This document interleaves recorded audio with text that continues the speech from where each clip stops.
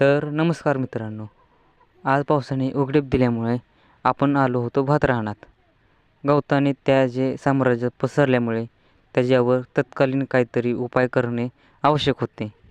त्यामुळे आपण पाण्यात उतरलो व गवताचा सर्वनाश करण्यासाठी सुरुवात केली.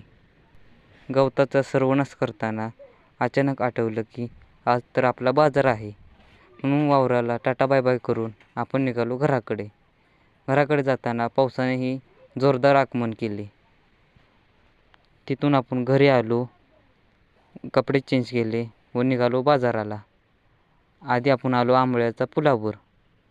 तिथून गाडी पकडली व पोचलो तारळ्यात. तारळ्यातला हा भाजी बाजार. भाजी बाजारातून आपण भाजीपाला घेतला व बेंद्राचा सण जवळ आल्यामुळे दुकानामध्ये खूप सुंदर सुंदर बैलांच्या मूर्तीही भेटत होत्या. तर आपण ते सर्व बघून भाजी घेऊन माघारी निघालो. धन्यवाद.